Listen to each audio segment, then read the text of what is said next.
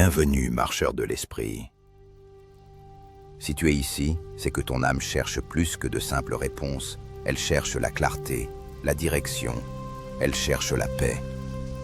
Je suis un moine du temple Shaolin.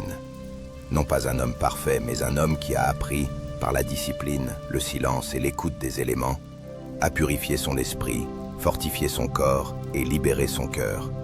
Aujourd'hui, je t'invite à t'arrêter, un instant seulement, à poser les armes de la distraction, à respirer profondément. Car je vais te révéler ce que les maîtres nous ont transmis depuis des siècles. Comment éveiller en toi une sagesse authentique, forger un mental à toute épreuve et aligner ton corps avec l'ordre sacré de la nature.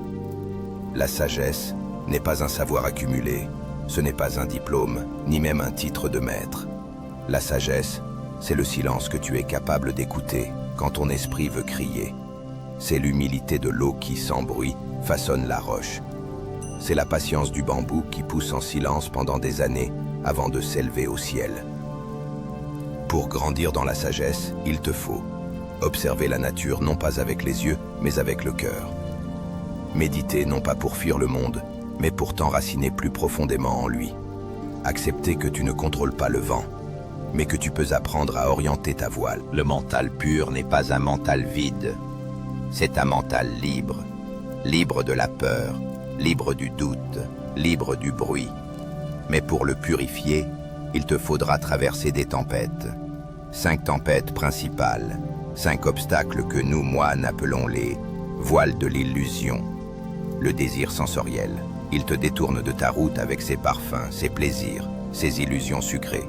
La mauvaise volonté, elle fait naître en toi des rejets, des aversions, jusqu'à ce que tu refuses ce que la vie veut t'enseigner.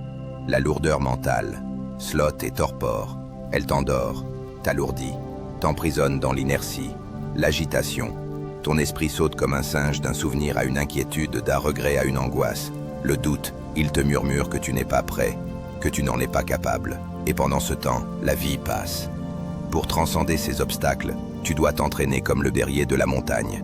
Tu marches, tu tombes, tu te relèves, tu médites, tu respires, tu acceptes.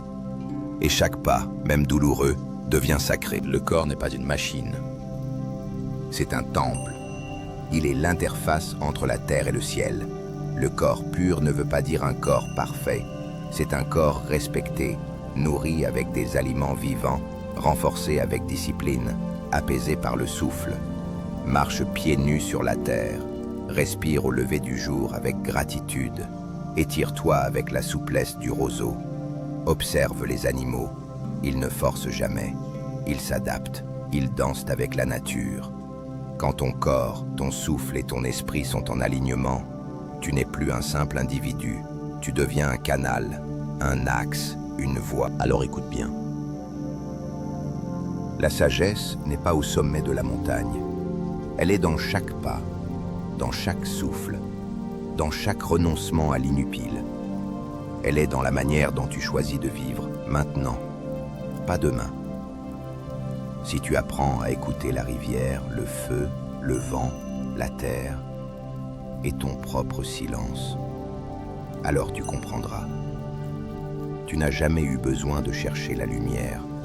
Tu étais déjà la lampe. Il suffisait d'enlever la poussière. Et si un jour, nos chemins se croisent au sommet, sache que ce sera un honneur de te reconnaître, non par ton nom, mais par ta paix.